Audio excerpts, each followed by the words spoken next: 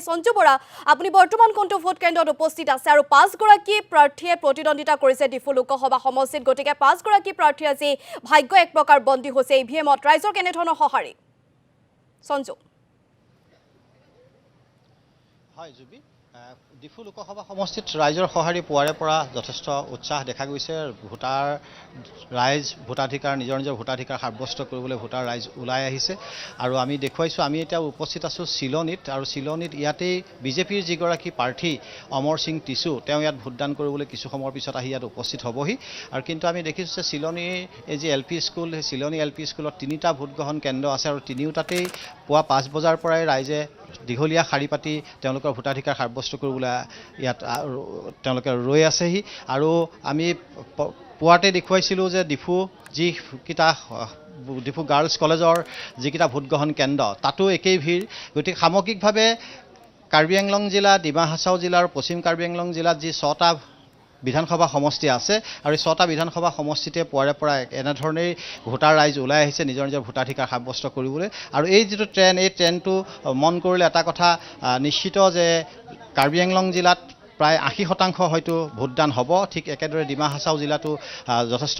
উৎসাহেৰে ভোটাধিকাৰ সাব্যস্ত কৰিবলৈ ভোটাৰ ৰাইজ ওলাই আহিছে তাতো তেনেকুৱা ধৰণৰ হ'ব গতিকে সামগ্ৰিকভাৱে ভোটৰ হাৰ যথেষ্ট এবাৰ বৃদ্ধি পাব বুলি আশা কৰা হৈছে যিহেতু শান্তিৰ পৰিৱেশ আছে আৰু সেইকাৰণে ভোটৰ হাৰ বৃদ্ধি পাব বুলি ভবা গৈছে এইবাৰ আমি দেখিছোঁ যে বিজেপি দলৰ পৰা অমৰ সিং টিছু কংগ্ৰেছ দলৰ পৰা জয়ৰাম ইংলেং ASDC দলৰ পৰা জটছন বে আৰু অল পাৰ্টি হিলছ লিডাৰ কনফাৰেন্সৰ তৰফৰ পৰা JI কাঠাৰ আৰু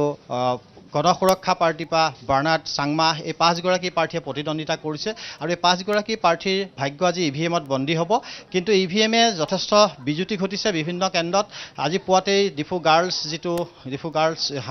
হাইস্কুল তাৰ যিটো কেন্দ্ৰ আছিল তাত কিছু পলমকৈ ভোটদান হোৱাৰ কাৰণে ৰাইজে কিছু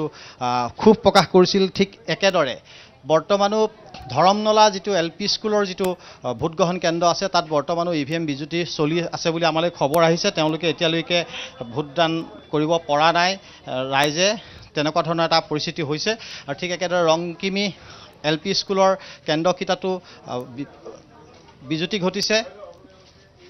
ইভিএমৰ ঠিক একেদৰে ডিফু লোকসভা সমষ্টিৰ বিভিন্ন প্ৰান্তত ইভিএম বিজুতি ঘটিছে আৰু প্ৰায়বিলাক ইভিএম য'ত বিজুতি ঘটিছে সেই বিজুতি ঘটা ইভিএমবিলাক ৰিপ্লেচ কৰা হৈছে জনেল বিষয়াসকলে তেওঁলোকে যি ৰিজাৰ্ভ যিটো